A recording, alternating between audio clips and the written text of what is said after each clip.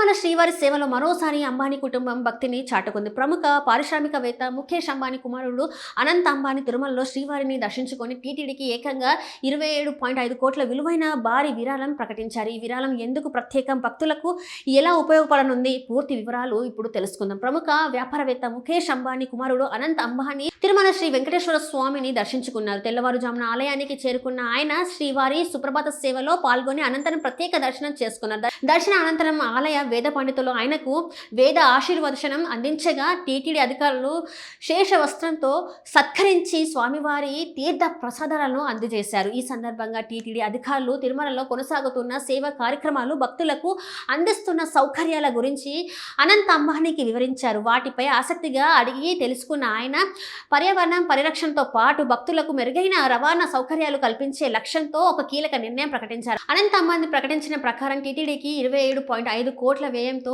25 electric బస్సులను విరాళంగా అందించనున్నారు. ఈ బస్సులు తిరుమల ఘాట్ రోడ్లలో ప్రయాణించే భక్తులకు ఉపయోగపడమే కాకుండా కాలుష్యాన్ని తగ్గించడంలో కూడా కీలక పాత్ర పోషిస్తాయని భావిస్తున్నారు.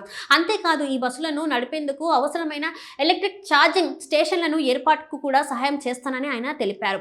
ఇక ఒక ముఖ్యమైన విషయం ఏంటంటే ఈ బస్సులను నడిపే డ్రైవర్లు జీతభత్యాలను కూడా రిలయన్స్ సంస్థే భరించనున్నట్లు ప్రకటించారు. దీంతో ఈ ప్రాజెక్ట్ కేవలం వాహనాల విరాళాలతోనే కాకుండా వాటి నిర్వహణకు కూడా దీర్ఘకాలికంగా మద్దతు అందించే కార్యక్రమంగా మారింది. ఈ నిర్ణయాన్ని టీటీడీ అధికారులను స్వాగతిస్తూ భక్తులకు మెరుగైన సేవలు అందించడంలో ఇది ఎంతో ఉపయోగపడుతుందని అభిప్రాయపడ్డారు. మరోవైపు వారాంతరం కావడంతో తిరుమలలో భక్తుల రద్దీ కూడా భారీగా కొనసాగుతోంది. దర్శనం కోసం వచ్చిన భక్తులకు వేచి ఉండే సమయం గణనీయంగా పెరిగినట్లు సమాచారం. ఈ పరిస్థితిని దృష్టిలో ఉంచుకొని సాధారణ భక్తులు ప్రాధాన్యం కల్పించేందుకు సోమవారం నిర్వహించే కొన్ని ప్రత్యేక దర్శనాలను తాత్కాలికంగా రద్దు చేసినట్టు టీటీడీ ప్రకటించింది. మొత్తానికి తిరుమలలో పర్యావరణ రహిత రవాణాను ప్రోత్సహించే దిశగా అనంత్ అంబానీ ప్రకటించిన ఈ భారీ విరాళాలు ప్రాధాన్యత సంతరించుకుంది. ఎలక్ట్రిక్ బస్సులు, ఛార్జింగ్ సదుపాయాలు, నిర్వహణకు సహాయం వంటి అంశాలు భవిష్యత్తులో భక్తులకు మరింత సౌకర్యవంతమైన ప్రయాణాన్ని అందించే అవకాశం ఉంది.